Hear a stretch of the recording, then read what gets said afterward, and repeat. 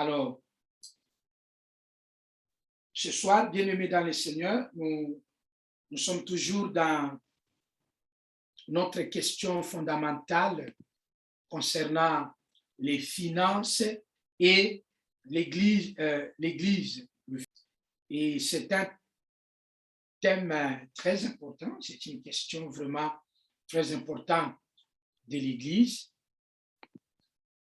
Nous avons déjà abordé le premier point.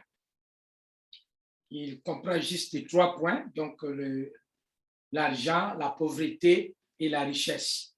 Et nous avons déjà parlé du premier point, c'est-à-dire le point concernant l'argent. Et là, nous avons vraiment vu que l'argent est quelque chose de vraiment capable par rapport à tout ce dont l'homme a besoin. L'argent est capable. L'argent, selon Ecclésiaste chapitre 10, verset 19, l'argent, en tout cas, répond à tout. L'argent est très important parmi les hommes. Et nous avons aussi remarqué qu'il peut devenir une source de beaucoup de problèmes. Ça, c'est dans 1 Timothée chapitre 6 à 10. L'argent peut devenir une source de beaucoup de tourments et de problèmes. Regardez vous-même l'état dans lequel le monde se trouve aujourd'hui. Même au milieu de la pandémie, il y en a qui deviennent riches, il y en a qui s'appauvrissent alors que le monde est frappé de pandémie. Mais comme l'argent est au centre de la politique vaccinale et autres, ça devient un peu compliqué. Il y a une partie du globe qui a accès au vaccin, il y a une autre qui n'a pas accès, et ainsi de suite. Il y a une catégorie de gens qui meurent très facilement. Il y en a d'autres, même si ils entrent en coma, ils peuvent toujours en sortir parce qu'ils ont des moyens mis en place. Parce que l'argent joue. Tu peux te demander, mais lui, il était dans tel hôpital. Non, ils étaient tous dans le même hôpital, mais peut-être le traitement était différent. L'argent est le seul objet qui soit adoré au même titre que Dieu. Matthieu chapitre 6, verset 24. Donc l'argent, en tout cas, il n'est pas loin de Dieu. L'argent est à côté de Dieu. Donc si tu n'adores pas Dieu, tu risques d'adorer directement l'argent. Et celui qui adore bien Dieu n'adore pas l'argent. Et celui qui adore l'argent, même s'il va à l'église, même s'il est en pleine prière, en tout cas, il n'adore pas Dieu. Pourquoi il y avait un jeune homme riche, il est arrivé jusqu'en présence de Dieu. Il a posé à Dieu la question, donc Jésus-Christ, il lui a posé la question, Maître, que puis-je faire pour hériter la vie éternelle? Le Seigneur lui dit, tu dois aimer ton prochain, tu dois, comme tu t'aimes toi-même, le premier commandement, tu aimeras ton Dieu de tout ton cœur, de toute ta pensée, tu l'adoreras lui seul. Et le frère répond, non, j'ai déjà fait tout ce que tu viens de dire là. Et le Seigneur les regarde et dit, bon, il te reste une chose, va, vends tout ce que tu as et distribue cet argent-là aux pauvres et après 6 mois. Le monsieur s'en est allé, ça revenu. Il allait à l'église. Il aimait Dieu, selon ce qu'il lui-même avait dit. Hein? Dieu d'abord, tout ça. Il était à l'église. Mais il adorait encore l'argent à côté. Donc aujourd'hui, il y a des gens qui sont à l'église, mais qui adorent l'argent. Et ça, c'est dans Matthieu, chapitre 6, verset 24. Et ça, c'est tout simplement la manière dont la Bible définit l'argent. Et nous avons aussi parlé de la nature de l'argent. Et on a dit que l'argent est une semence. Et comme une semence, elle peut mourir. L'argent, toute semence, toute graine meurt. Alors, l'argent est une semence, elle vient de Dieu. Donc, l'argent vient de Dieu. La semence vient de Dieu. Des Corinthiens, chapitre 9, Agé, chapitre 2, Jacques, chapitre 1, verset 17. Notez bien Jacques, chapitre 1, verset 17. C'est un verset que beaucoup d'adorateurs répètent, parce que c'est un verset qui nous rappelle que tout don excellent, tout cadeau parfait provient d'en haut. Et ça, c'est très important de savoir que ta bonne santé, ta promotion, ton mariage, ta vie, tout ce qui est de bon pour toi ne peut pas provenir des hommes. Il provient d'en haut. C'est Dieu qui touche les hommes, qui touche les enseignants, les médecins pour que tu aies un bon traitement. Donc, tout ce que tu as d'excellent vient de Dieu. Quand c'est un peu bon, là, ça vient des hommes. Mais quand c'est excellent, quand c'est parfait, ça vient de Dieu. Et c'est ce que nous comprenons ici par la sémence, qui est l'argent. Sans argent, bien aimé, l'homme va mourir. Donc, celui qui ne sème pas est en train de se suicider. Semer ici signifie, dans les termes financiers, investir. Nous avons vu ça dans Genèse 47, 19 à 21.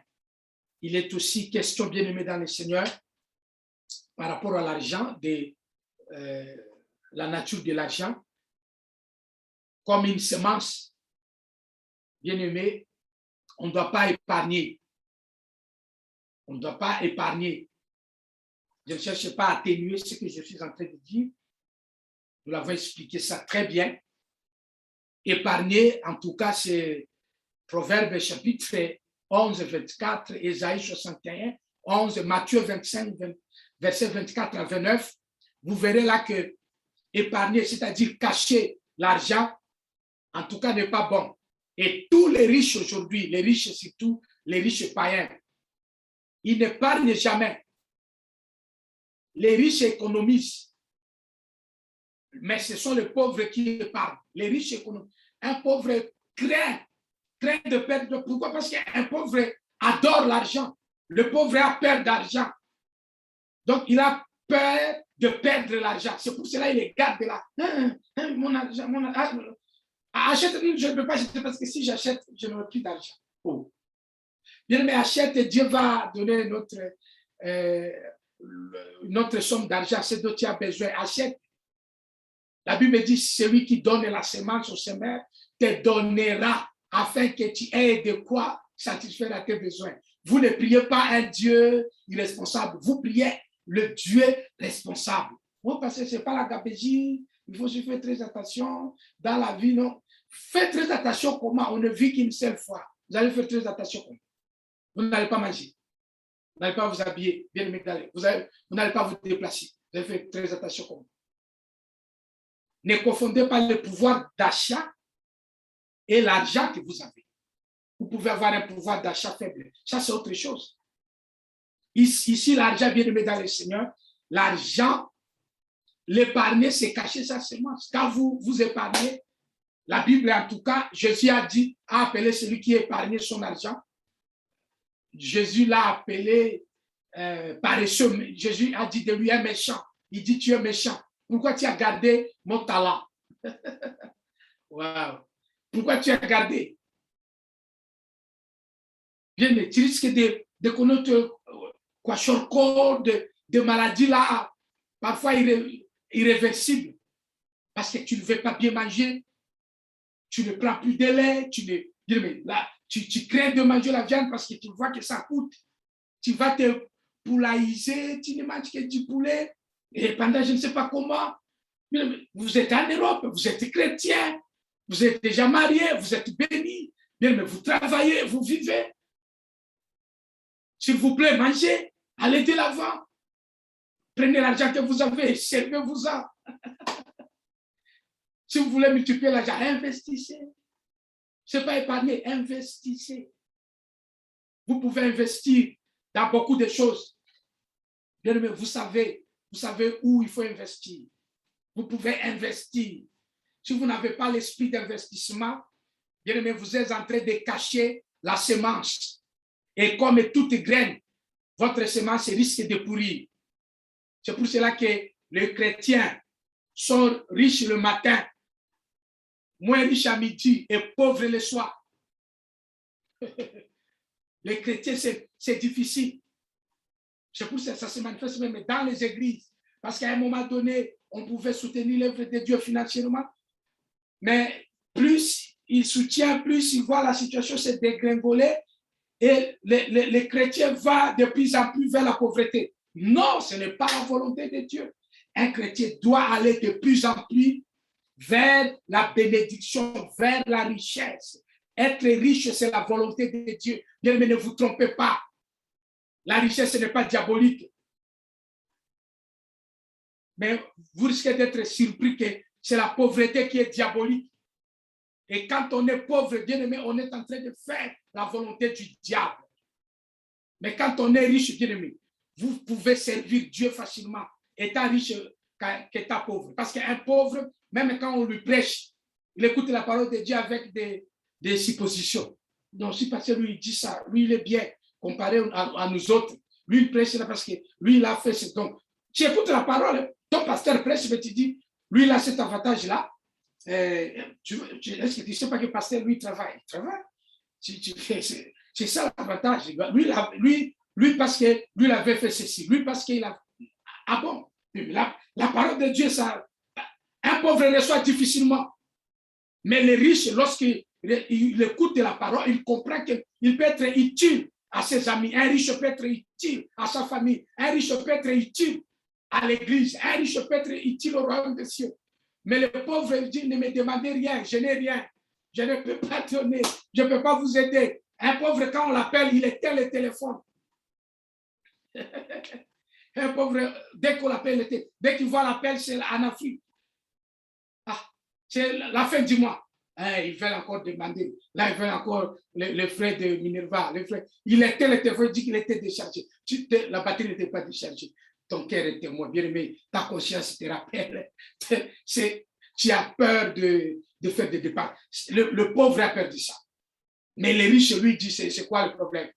Oh non, putain, non, les mois passés, je vous ai donné. Pourquoi vous demandez encore? Écoutez, je peux vous donner, mais cette fois-ci, je n'ai pas encore. J'ai envoyé un colis et je fais ceci. Dès que ça marche, les riches, je le fais participer. J'ai dit, mais cette semaine, je n'ai pas, je te donnerai dans 2 semaines. Dis-moi, c'est combien? Oh, $100. Non, j'ai seulement 40. Si tu veux, je te donne 40. Et puis, il dit, bon, même 40, me laisse même 40. Et puis, donc, les riches font ça. Les riches, non, j'ai besoin de ceci. Tu as besoin de combien? Oh, de $100 pour que je sois sorti de l'hôpital. Il dit, $100? Ah, mais c'était quel hôpital? C'est l'hôpital privé. Il dit, ok, bon, c'est bon. Bon, ça tombe mal, hein? Ça tombe mal, mais c'est pourquoi on dit qu'il faut toujours mettre confiance en Dieu. Si tu avais mis confiance en moi, parce que ce que moi j'ai ici, actuellement, je n'ai que $50. Mais je me dis, si je vous envoie ça, ça ne veut pas vous aider. Mais j'avais $50. Je ne sais pas si... Je ne sais pas. Et tu entendras ton frère te dire, ah, même $50. Donc d'abord, je vais chercher. Tantine Marie aussi m'a dit, elle pourra avoir quelque chose. Ah, tu voulais commencer avec moi avec ça, mais lui-même va baisser. Voilà les riches, comment ils répondent. Les riches, ils répondent comme ça. Mais les pauvres, oh non, ils commencent à se ramater. Vous, tous les problèmes, c'est moi. Tout, c'est moi. Je suis fatigué. Comment ça? Moi, je ne suis pas Dieu. Je ne suis pas à la place de Dieu. Mais ne te plains pas pour ton frère, pour ta soeur. Celui qui arrose sera arrosé. Celui qui donne abondamment moissonnera abondamment. Ce que tu donnes, ce n'est pas une perte. C'est ce que tu vas gagner. Et tous les riches n'arrivent pas à payer les impôts. Vous savez pourquoi? Parce qu'ils donnent beaucoup au gouvernement, ils donnent beaucoup à la charité. Et en donnant, on ne leur impose plus les impôts. Ils paient des impôts moins chers, mais les pauvres paient de lourds impôts. Bien aimé, c'est ça la réalité. Parce que les démons, on va chercher l'esprit de pauvreté. On va chercher... Bon, je ne pense pas qu'il y a un esprit de pauvreté. C'est notre mentalité qui est pauvre. C'est nous, enfants de Dieu, qui ne connaissons pas les choses selon que Dieu veut que nous connaissions. Nous devons savoir que s'aimer, c'est la volonté de Dieu et ne pas s'aimer, c'est se mettre en danger. Et c'est ce qui nous amène au point capital ici, bien-aimé, la pauvreté. Regardez dans vos écrans là-bas, la pauvreté. Bien-aimé, sur ce point, la pauvreté, nous allons parler de deux points, de deux sous-points. La mauvaise gestion et l'ignorance de la pauvreté. La mauvaise gestion ou la mégestion et l'ignorance. Alors, pour commencer, bien-aimé, nous allons définir d'abord la pauvreté. La pauvreté, selon les petits Robert français, la pauvreté est l'insuffisance des ressources. Insuffisance des ressources. Ça, c'est le français. La pauvreté, c'est l'insuffisance des ressources. Bien-aimé, déjà, en écoutant cette définition, tu peux toi-même répondre à la question, qui est pauvre? Qui est pauvre? Oh, moi je suis pauvre, moi je suis, vous savez, mais qui est pauvre? Parce que le français dit, la pauvreté, c'est l'insuffisance des ressources.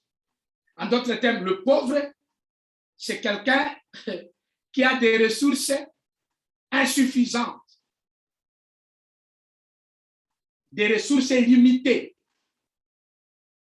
Et là, nous risquons de nous retrouver nombreux dans la pauvreté parce que nous avons des ressources limitées.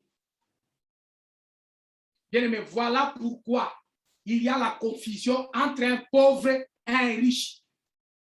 Et avant même que je n'oublie, vous comprendrez déjà que bien aimé dans le Seigneur, un pauvre, c'est un riche qui ne sait pas gérer ses ressources.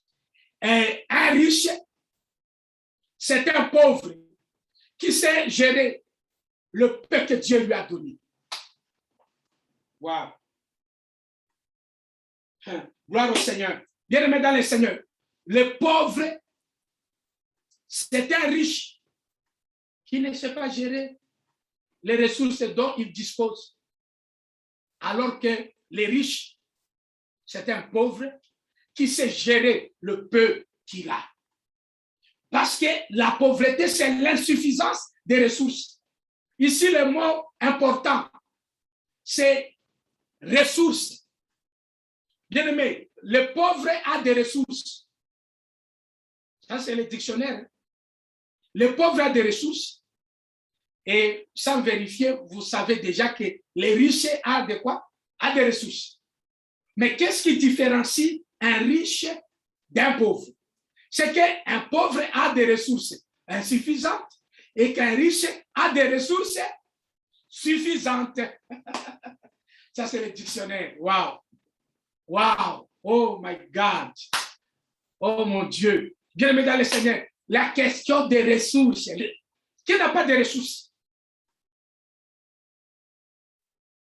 Bien-aimé, le souffle de vie. La santé que tu as. L'autre semaine, je vous ai donné l'exemple du frère là, qui n'a ni pied ni main, pas main, bras, ni pied ni bras. Bien-aimé, il n'a pas le bras, ni pied, mais il a une villa, il est marié, il est en Australie. Et puis, il a des enfants, des pauvres. Oh my God. Il invite à des conférences 10 000 participants. Quand il parle, quelles sont ses ressources? Les handicaps. Les handicaps. Quelles sont ses ressources? Les handicaps. Les gens, quand les gens le voient, sans pieds, sans bras, mais tout le monde dit, oh là là, oh mon Dieu. Et puis il parle et il est joyeux. Et je l'ai vu, il saute même, il saute. Les gens pleurent, les émotifs, ils pleurent. Il a une villa, il n'est pas locataire. Aïe, aïe, aïe. Oh my God. Forgive us, God. Bien aimé, c'est incroyable. Aujourd'hui, à l'église, c'est comme si nous devons. We need to beg, to be beggars, to survive. Bien aimé. Mendier, nous, mendier, un chrétien. Nous sommes mal à l'aise. Les chrétiens malheureux, un chrétien malheureux, qu'est-ce qui se passe? La Bible dit, réjouissez-vous dans le Seigneur. Réjouissez-vous dans un chrétien malheureux. Nous vivons comme si on vit au jour le jour, un chrétien. Il y a tu nous manques les cabris, les barbecues, le poisson, ta santé, ta vie. Moi, je suis humble. Moi, je suis humble. Mais invitons la mentalité de pauvreté. Bien-aimé, que Dieu te donne la mentalité des ressources suffisantes au nom de Jésus. Parce que tu as des ressources suffisantes. C'est Dieu qui pourvoit à tes besoins. Tu n'es pas pauvre, mon frère, ma soeur. S'il te plaît, la Bible, ce n'est pas pour nous endormir. Vous ne priez pas Dieu par pitié. C'est comme si, pasteur, c'est difficile. Et chacun a son coin. Waouh! Chacun se protège. À l'église primitive, ils étaient ensemble. Tout le monde mettait sa richesse là-bas parce qu'ils savaient qu'ils dépendaient de Dieu. Aujourd'hui, on sait. Les gens peuvent même fuir l'église parce qu'ils pensaient avoir gagné quelque chose. Waouh! C'est incroyable. Et puis en Afrique, l'église donne l'image d'une assemblée de pauvres, un rassemblement de malheureux. C'est comme si les dieux de la Bible n'agissent que pour le malheureux. Bien aimé, on n'a pas la même Bible, je soupçonne. Parce que la Bible que je porte, dès le commencement, précise que tous ceux-là qui ont marché avec Dieu, commençons même par Enoch, bien aimé, ils n'ont même pas connu la mort. Quand on marche avec, même pas la mort. Quel est le riche qui échappe à la mort? Enoch n'a pas connu la mort. Mais quand vous êtes avec Dieu, vous régnez. Vous avez des ressources. Dieu vous donne les jardins, il vous donne le sol, il vous donne l'air, il vous donne le sommeil, il vous donne la force physique, la santé, l'intelligence. Ce sont là les ressources qui font de toi et de moi des riches hommes, des riches femmes. Il a appelé Abraham un cultivateur. Bien, mais il l'a béni à gogo. Dieu l'a béni à gogo. Mais quand, dans votre esprit, vous comprenez que la pauvreté, c'est l'insuffisance des ressources.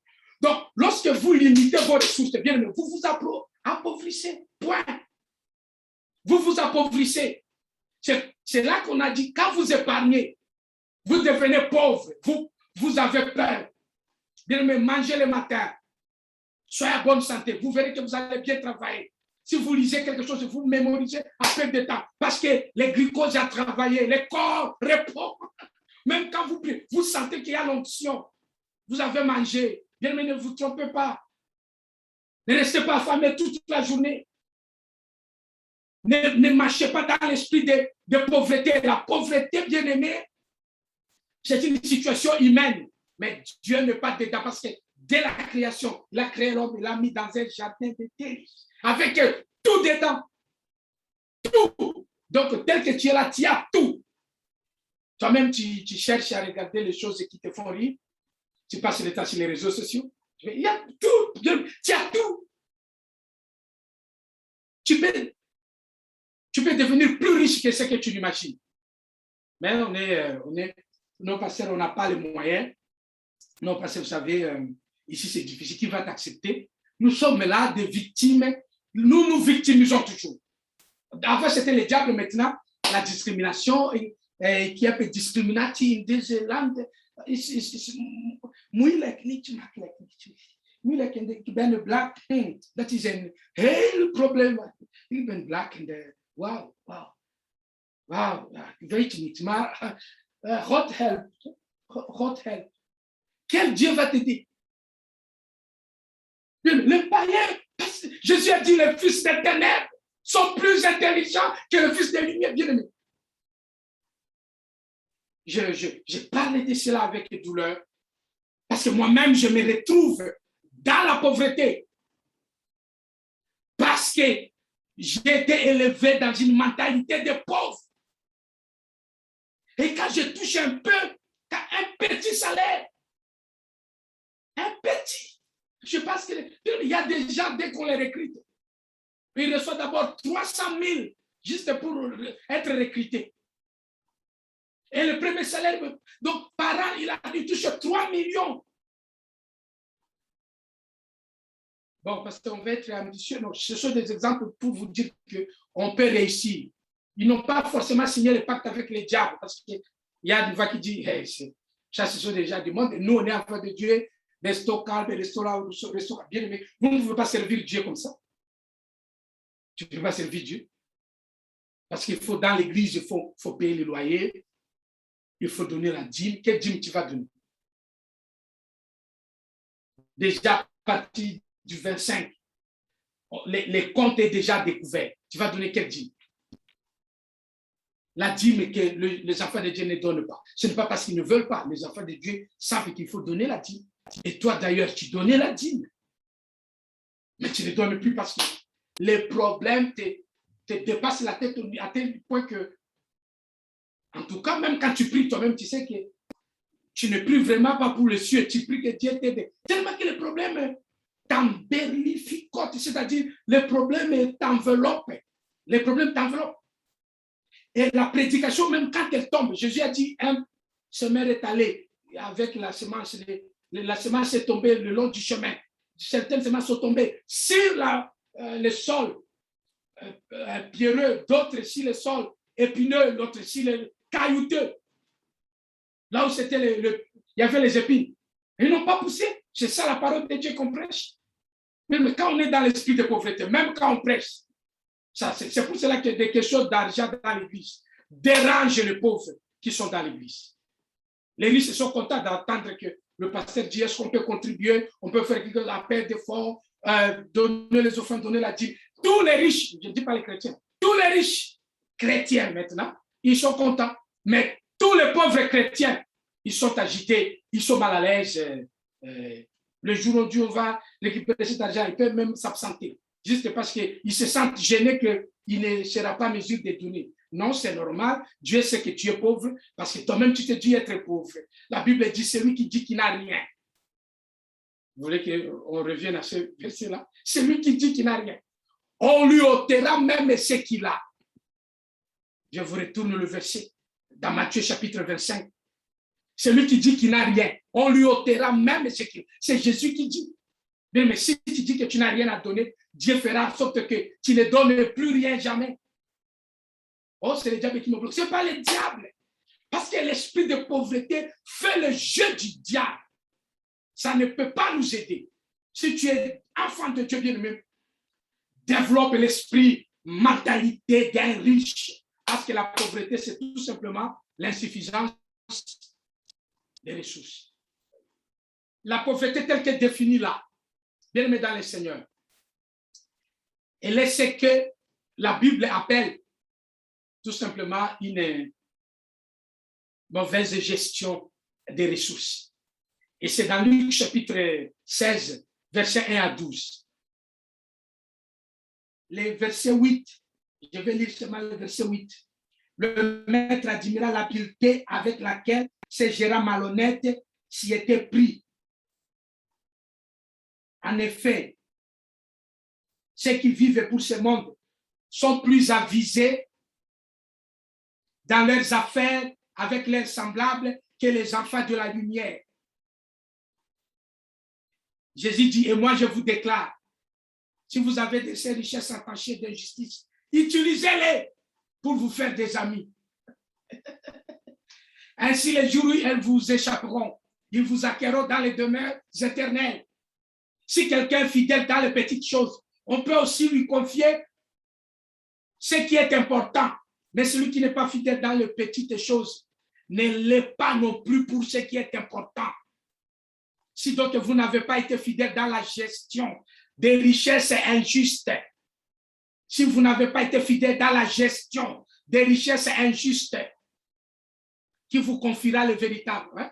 Les richesses injustes ici, ce n'est pas que les richesses volées. Hein? C'est une traduction de nos bien-aimés, nos parents qui ont, donc je vais dire nos aînés dans la foi, qui ont traduit cette version. Les richesses injustes, ça veut dire les richesses corruptibles, hein? Les richesses mondaines. Donc l'argent, le travail, la maison, ce sont des richesses temporaires. Donc injustice dans le sens des temporaires, des corruptibles. Parce qu'on les compare avec les richesses éternelles, c'est-à-dire les bonnes œuvres qui nous précéderont dans le ciel. Parce que l'argent ici, dès on parle, ça reste ici. Si vous n'avez pas été fidèle dans la gestion, écoutez encore, le verset 12, dans la gestion du bien d'autrui, qui vous donnera celui qui vous est personnellement destiné. D'autres versions disent qui vous donnera ce qui est à vous. Bien, mais je cours contre l'État. Réalisez très bien Luc chapitre 16, verset 1 à 12. Vous allez être bénis, bien-aimés dans le Seigneur. Le gérant ici voulait être chassé de son travail. Il voulait être chassé, bien. On a découvert qu'il n'avait pas bien fait les choses. Et le patron lui dit, prépare-toi, je vais te renvoyer tout ça, tout ça. Lui, il en a profité. Avant de partir, pas. Il appelle les gens, mais toi, tu dois combien, mon chef, tu dois combien? Bien, mais il fait, je te laisse des livres, tu vas découvrir. Et Jésus lui-même dit, regardez-moi ces païens. Il dit, c'est gérant malhonnête. Regardez le verset 8. Le maître admira l'habileté avec laquelle ce gérant malhonnête s'y est pris. Et Jésus précise, en effet, les enfants des ténèbres sont plus avisés que les enfants des lumières. Bien aimé, c'est dérangeant d'entendre cela de la bouche de notre Seigneur. La pauvreté, en tout cas, c'est la mauvaise gestion des ressources. Tout simplement, là, il y a des gens qui s'attendaient à dire que la pauvreté, c'est manquer. Manque d'argent, on est pauvre. Non, non, non. Même les dictionnaires ne disent pas ça. Vérifiez le petit Robert, je ne sais pas lequel vous avez, vérifiez dans votre dictionnaire, même si Google. La pauvreté, ce n'est pas ça. Insuffisance des ressources, voilà. C'est comme même quand on m'appelle pauvre, on ne m'a pas injurié. Mais celui qui ne parle pas bien la langue, on l'appelle pauvre, il va se fâcher. Il dit, man, ce n'est pas une injure. En fait, on dit seulement que tu as des ressources insuffisantes. Et si tu dis ça, tu m'as dit la vérité, tu ne m'as pas injurié. L'humilité précède la gloire, bien-aimée.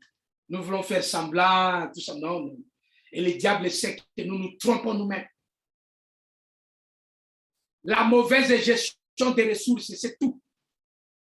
C'est la mauvaise gestion qui rend quelqu'un pauvre. Oh, papa, nous, on est de la famille.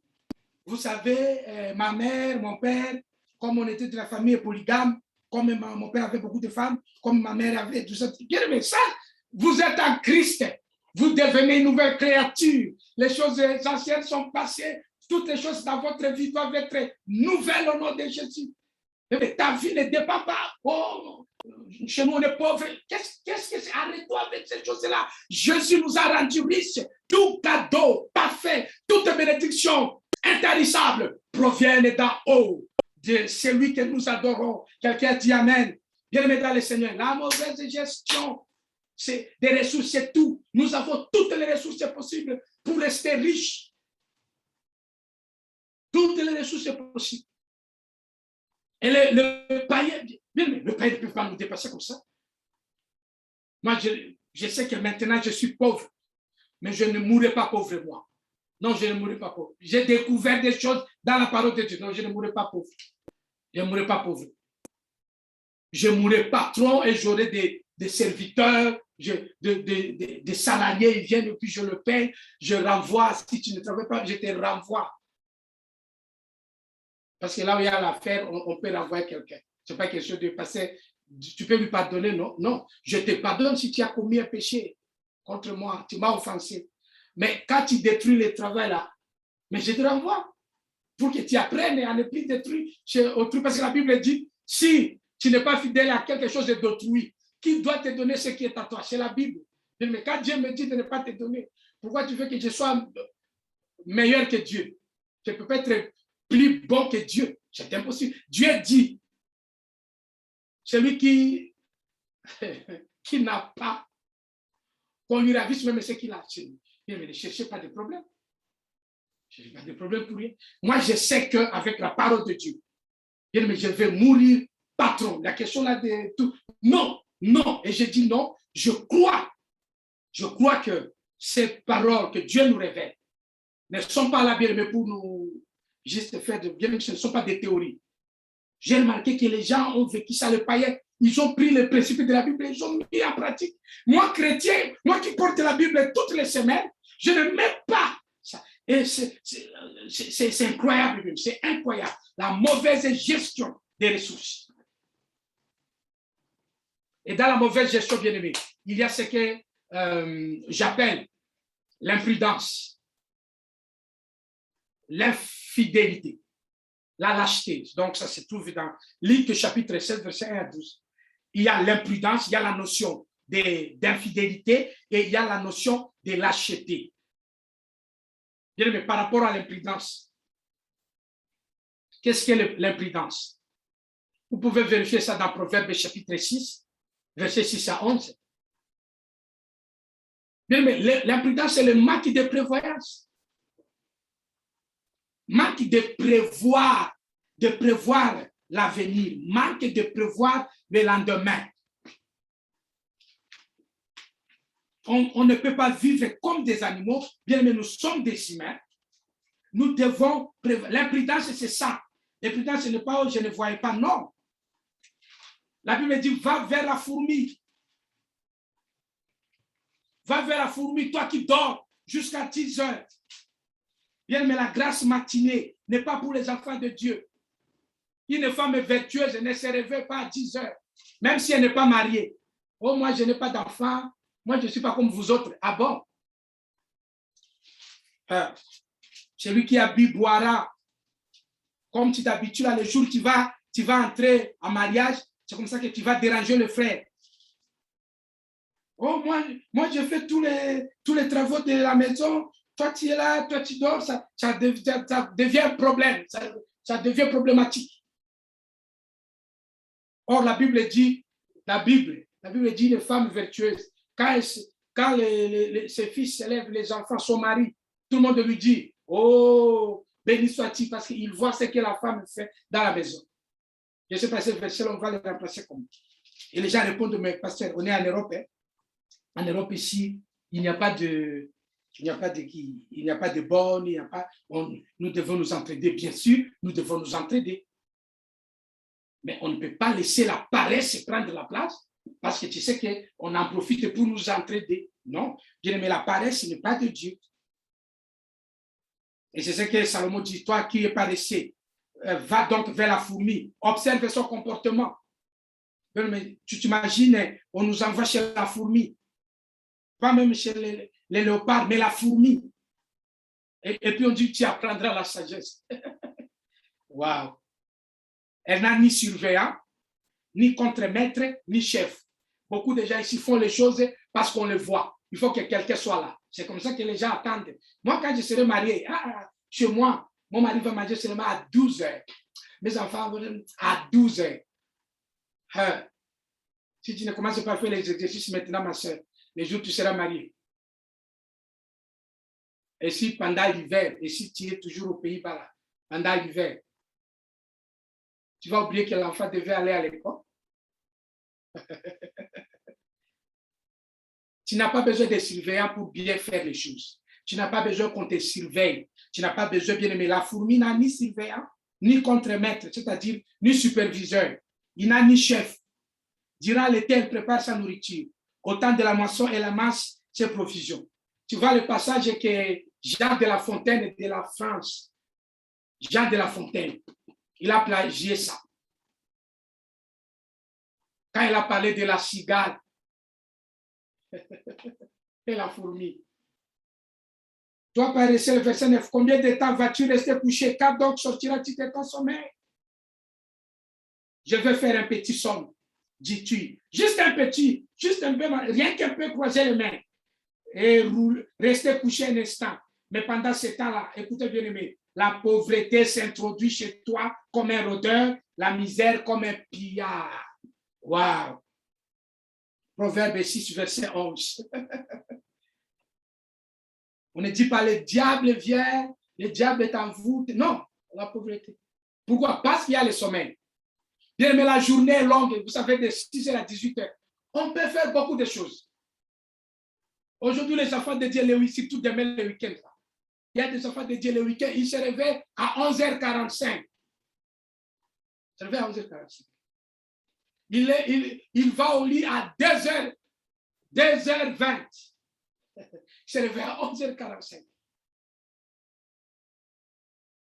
Et à ce moment-là, maintenant, il prend tu prends quoi? Je ne sais pas si tu appelles ça les petits déjeuners. C'est le déjeuner déjà. Ça, c'est le déjeuner que tu prends. Il prend le déjeuner et puis il va manger à 21h. Oh là là. Même la santé perturbée. On ne peut pas manger à désordre comme ça. Il y a le temps pour manger. Chaque chose en son temps. Même si c'est samedi, réveille-toi quand même à temps. Tu peux faire la grasse matinée une seule fois pour te faire du bien physiquement. En tout cas, mais ne fais pas ça une habitude parce que la pauvreté, je suis en train là de combattre la pauvreté par la parole de Dieu. Parce qu'elle rôde. Elle veut que nous soyons paresseux pour qu'elle vienne nous frapper. Aujourd'hui, nous sommes bloqués. Nous sommes bloqués. Il y a beaucoup de pauvres parmi les chrétiens. Moi, je me dis, mais qu'est-ce qui se passe? Les gens donnent, les gens servent Dieu, mais on est toujours pauvres. En tout cas, c'est parce que nous sommes dans le manque de prévoyance. Nous ne sommes pas comme la fourmi. Bien aimé, en France, ils ont appris ces proverbes par leur grand prédicateur, Jean de La Fontaine. Ils ont appris ces proverbes en France depuis le XVIIe siècle, parce qu'il était au XVIIe siècle. Et puis en France, ils ont mis ça en place, nous les chrétiens. Bien aimé, l'autre chose, l'infidélité. Ici, l'infidélité, le frère ou les sœurs mariées peuvent penser que l'infidélité, c'est seulement quand la femme va chez... Non. Ça aussi, c'est l'infidélité, mais l'infidélité, c'est tout simplement le manque aux engagements. Manque aux engagements. Quand vous donnez rendez-vous à 12h et toi, tu arrives à 13h, tu es infidèle. Éphésiens chapitre 5, versets 15 à 16. Bien-aimé, infidélité. Infidélité. Éphésiens chapitre 5, 15 à 16.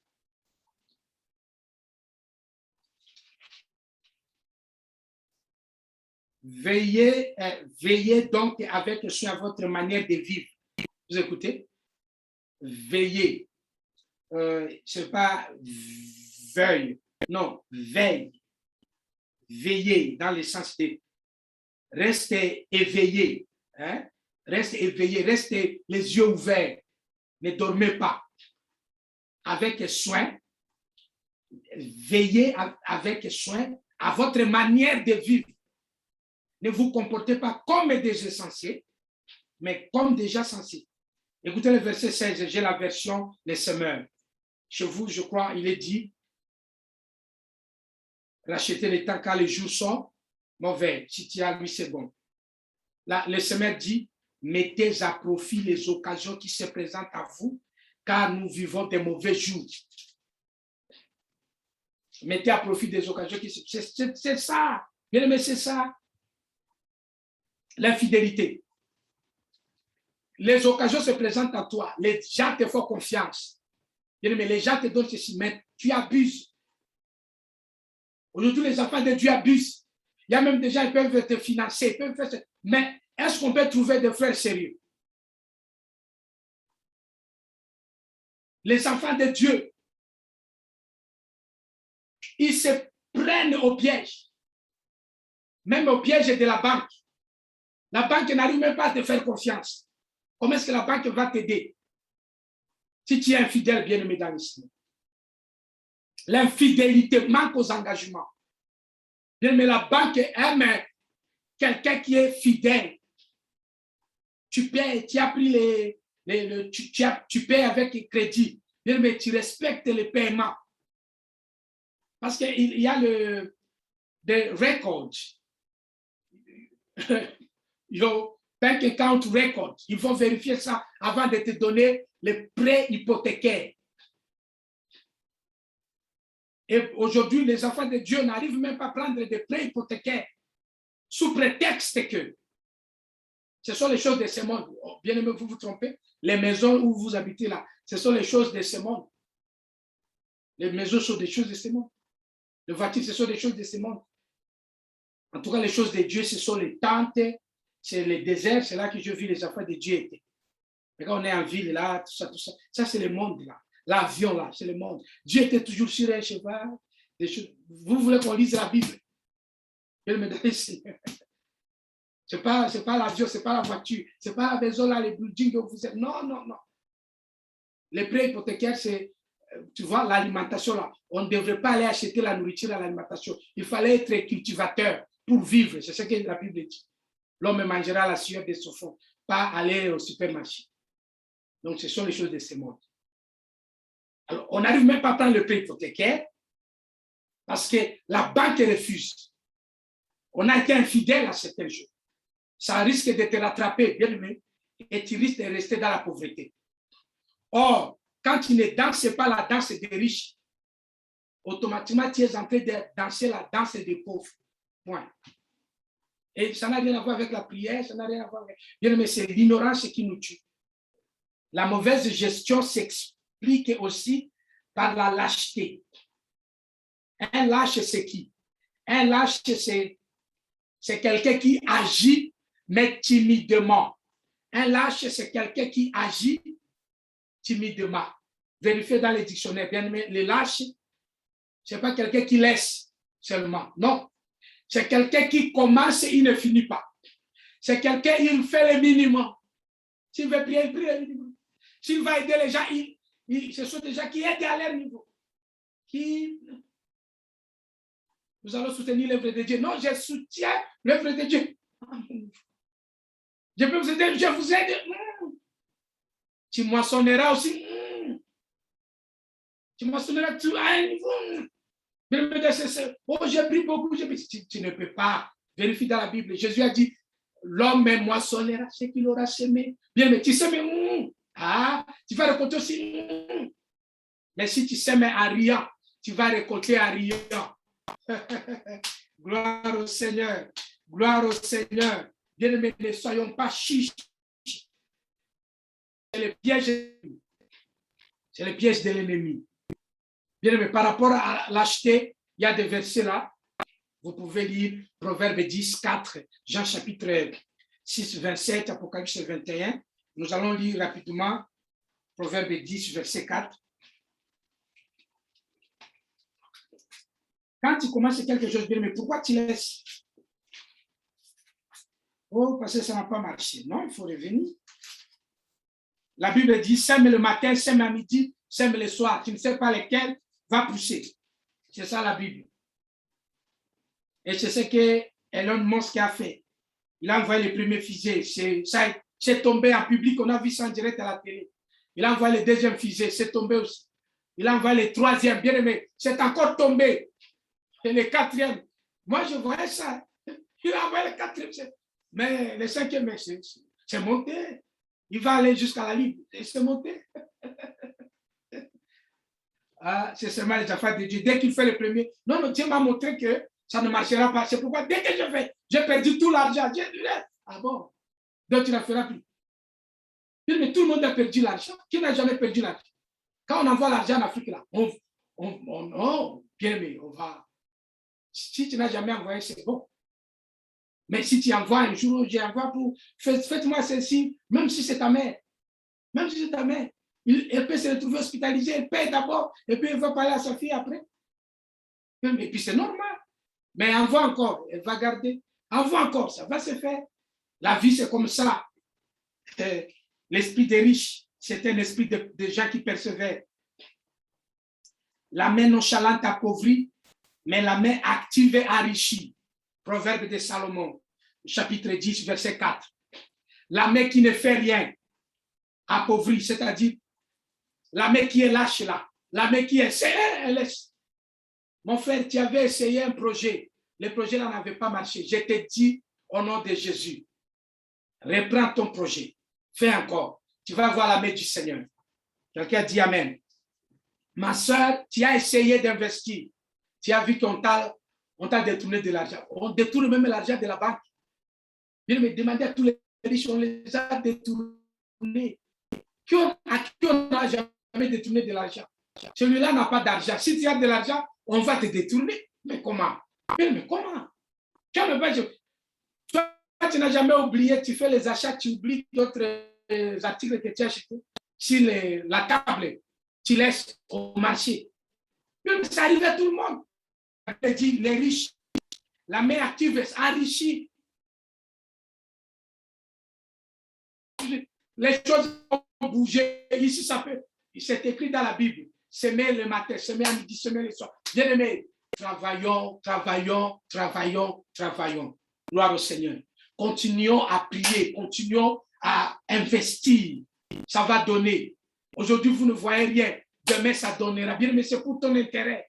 Quand tu vas gagner, la personne te dira, bois aujourd'hui Martina, bois aujourd'hui le jus d'orange. Toi-même, tu vas boire. Tu vas boire le milkshake, bien-aimé. Toi-même, tu vas boire ça. Même quand c'est l'hiver, tu as l'argent pour acheter. Il y a d'autres pour boire le milkshake, ils attendent jusqu'à ce que ça soit pendant l'été. Mais toi, tu peux boire le milkshake même pendant l'hiver. Parce que l'argent est là. Et ce n'est pas parce que tu pries beaucoup. C'est parce que l'argent est là. Les gens qui prient peuvent regarder le milkshake à la publicité, voir. Oh Jésus, gloire à toi Seigneur. Là, tu te regarder le milkshake à la télé. Gloire à toi Seigneur. Toi, tu penses que Dieu c'est ça glorifié? Non. Dieu connaît ton cœur. Dieu sait que mon fils est en train de regretter le milkshake. Et toi, tu dis gloire à toi Seigneur. Même si je ne prends pas le milkshake. Non, ce n'est pas normal. Que le diable soit confondu au nom de Jésus. Nous avons compris le secret. Bien, mais je vais s'aimer. Je veux s'aimer. Mais appelle. Là où tu as la possibilité de s'aimer, tu sèmes. Les gens sont en train de prendre contact avec le bien-aimé, le frère. Préparez-vous parce que l'argent va descendre maintenant. Ce n'est plus le temps de se contenter de rien. Nous sommes en train de vivre comme des païens alors que nous sommes des chrétiens. Nous sommes Abraham, nous sommes la descendante d'Abraham.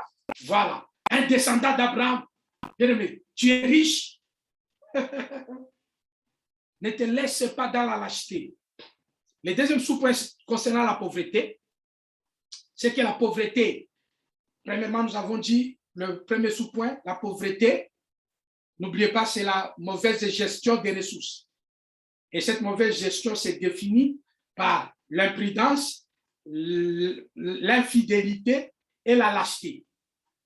Amen. Donc, ça, c'est le résumé du premier sous-point.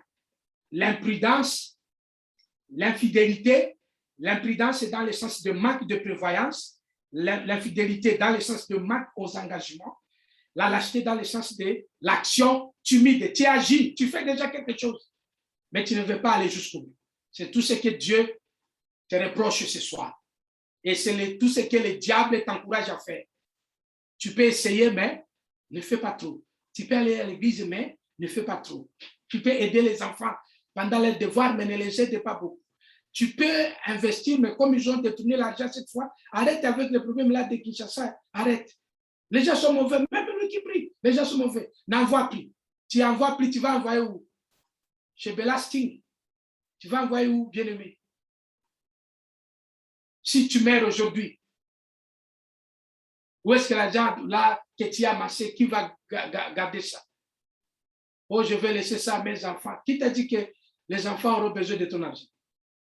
Les enfants sont bénis. Dieu va leur donner de trouver leur argent. Ton argent ne sera pas suffisant pour donner à tes enfants.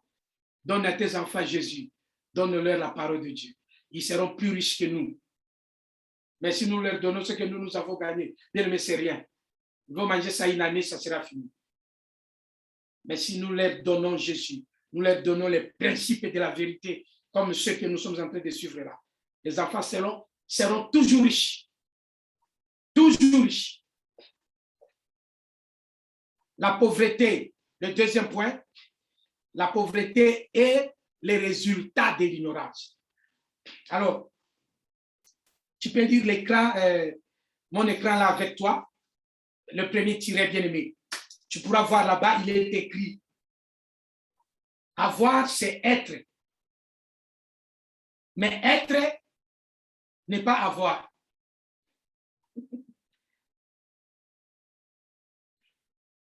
Avoir, c'est être. Mais être, ce n'est pas avoir. Hein? Ça veut dire quoi, bien aimé? Celui qui a, il est. Celui qui a, il est quelqu'un. Je vais parler maintenant dans le langage des hommes. Celui qui a, il est quelqu'un. La valeur de l'homme sur la terre des hommes ici, c'est défini par ce qu'il a. Par ce qu'il est. Tu peux être un homme, tu peux être une femme. Mais si tu n'as rien, tu ne seras même pas marié. Il faut être belle. Il faut être, tu vois des choses là. Avoir la beauté, avoir les moyens, avoir ceci, c'est ça. On ne peut pas te prendre dans un emploi, tout ça, si tu n'as pas le temps, si tu n'as pas la force, si tu n'as pas la connaissance. On ne peut pas te recruter parce que, oh, pour l'égalité sociale. Non, on te recrute au travail parce que tu as quelque chose à apporter au travail. J'espère que vous me suivez, bien aimé. On ne peut pas te recruter parce que toi, tu es noir. On va donner aux noirs aussi pour éviter la discrimination. Non, la discrimination est là. La discrimination a toujours existé chez les hommes et personne ne va changer ça, même pas la loi. Les gens qui le disent à la télé nous mentent. La discrimination sera là. Mais là où il n'y a pas la discrimination, c'est où? Quand tu as, bien, mais on t'accueille. Les gens qui cherchent, non, je veux les titres de séjour. Mais c'est parce que tu es pauvre. Si tu as de l'argent, on te donne. Prenons seulement Lévitique 25. Tu vas lire d'autres versets. Je n'ai plus le temps. Si ton compatriote devient pauvre et doit vendre une partie de son patrimoine, foncier, hein? Donc vous comprenez là, sa propriété. Attention, ne lisons pas vite, ne lisons pas vite. Revenez. Mais vous avez trouvé Lévitique 25. Écoute, suivez très bien, papa, maman, suivez très bien. Les diables risquent de te signaler là que le pasteur dit ça parce que oui. Non, c'est dans la Bible. Ça n'a rien à voir avec moi. Même moi, j'ai découvert ces choses. Si ton compatriote, je vais lentement, si ton compatriote devient pauvre parce qu'il doit vendre une partie de son patrimoine foncier, un proche parent qui a le droit de rachat pourra racheter ce que son parent aura vendu. Restons là. Restons d'abord là. Bien aimé, ici, hein, dans la Bible, on dit, si ton frère devient pauvre et se voit obligé de vendre sa propriété, qu'un proche parent qui a le droit de rachat, l'aide, rachète ce qui pourra être vendu. Rachète vite. C'est grave. Dieu voit que c'est grave. Ici, ça veut dire quoi? Bien aimé dans les Seigneurs. Avoir, c'est être. Être n'est pas avoir. Mais tu peux être tout. Être tout. Mais si tu n'es pas quelqu'un, c'est-à-dire tu n'as pas quelque chose, mais tu n'es personne. Ça, c'est la loi concernant la pauvreté. Et l'ignorance, si la pauvreté, c'est ça. Nous, les enfants de Dieu, nous pensons que, bon, parce que tu sais, je suis un être humain, je suis aussi comme vous, je suis comme tout le monde. Et en tout cas, vraiment, nous aussi, pasteur, nous sommes des femmes, nous sommes bien aimés. Ça ne marche pas. Ça ne marche pas dans le monde. Le monde de bénédiction, le monde de richesse, ça ne marche pas comme ça.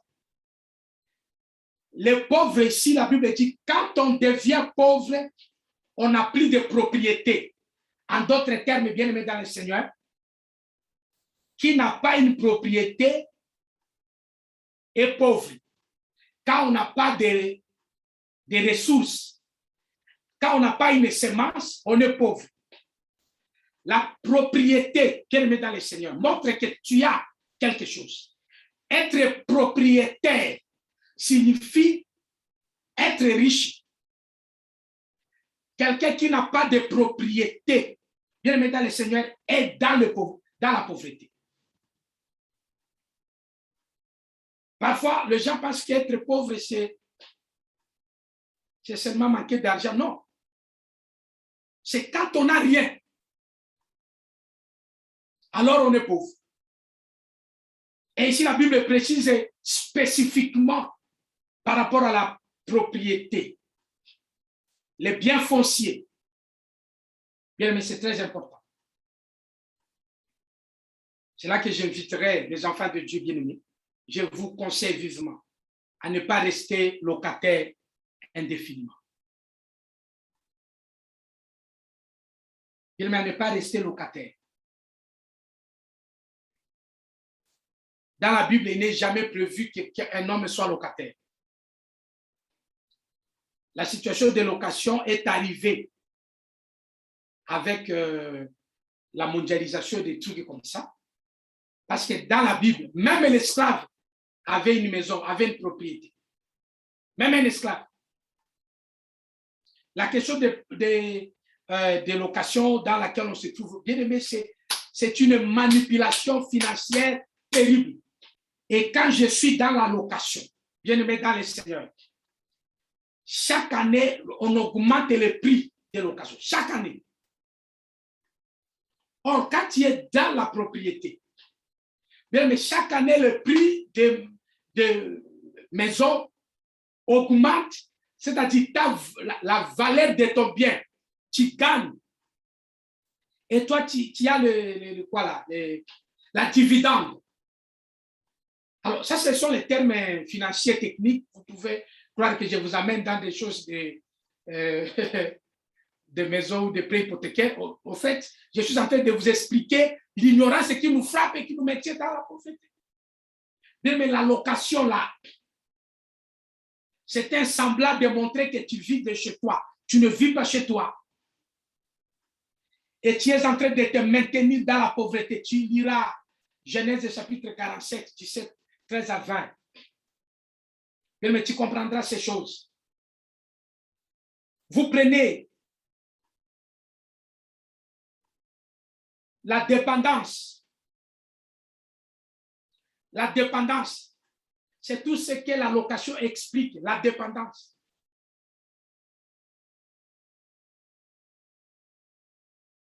La dépendance, bien aimé, être dépendant.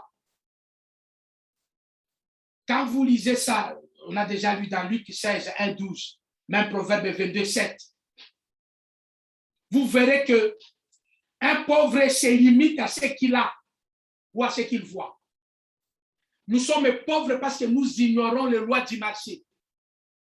Les enfants de Dieu veulent même être locataires et payer 2500 € par mois pour éviter des problèmes.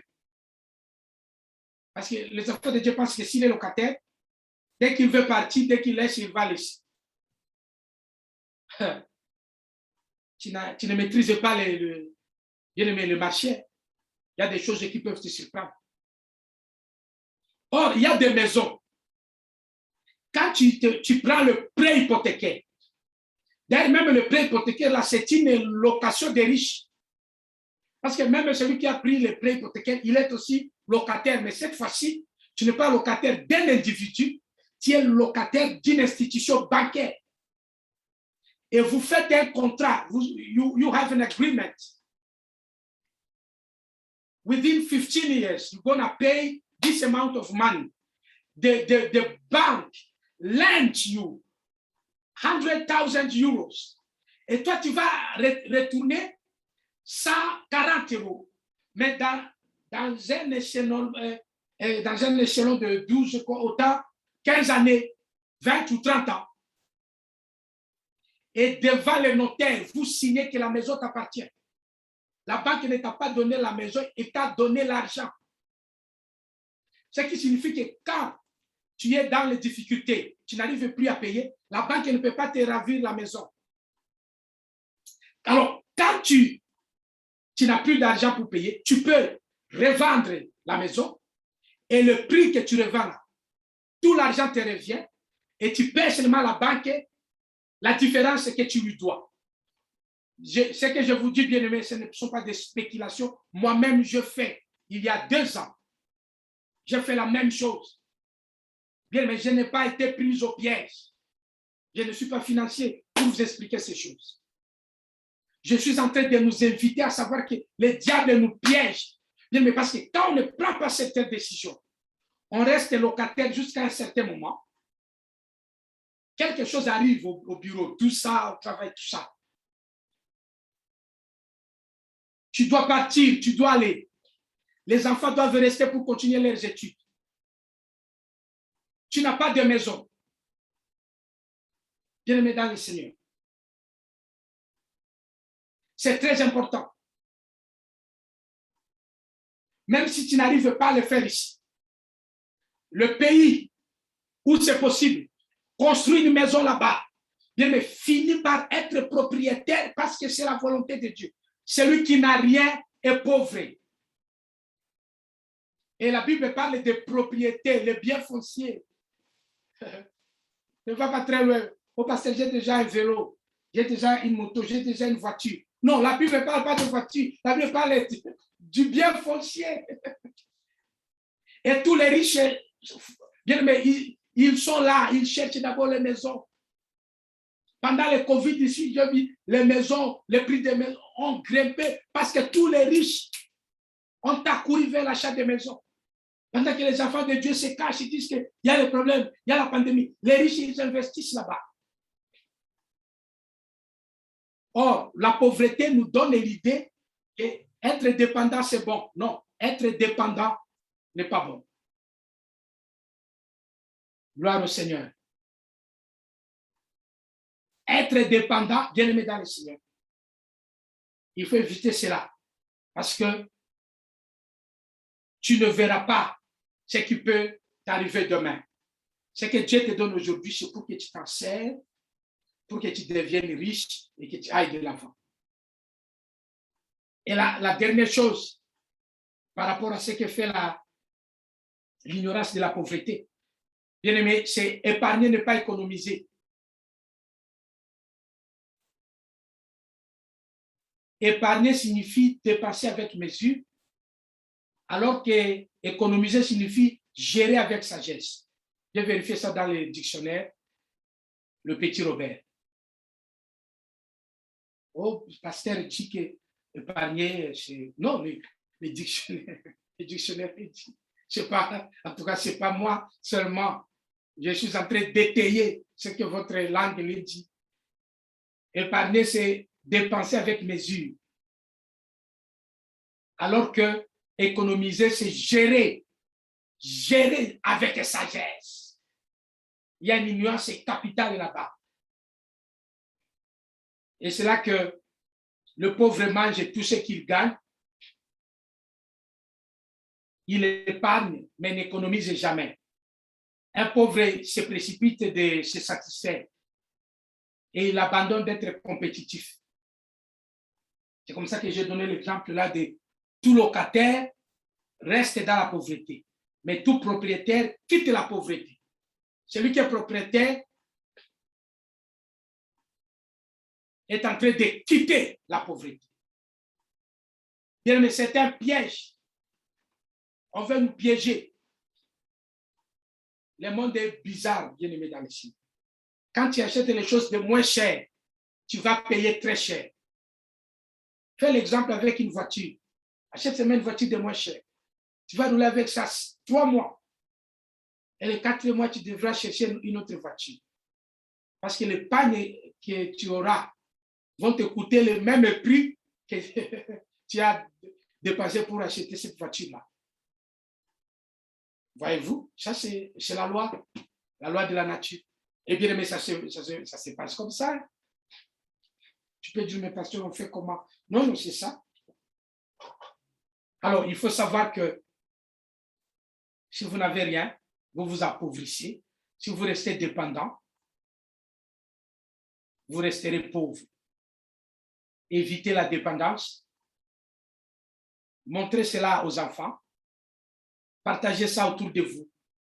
Apprenez à économiser, c'est-à-dire à bien gérer ce que Dieu vous a donné. Bien gérer signifie investir et manger très bien. Prenez ce que vous devez apprendre.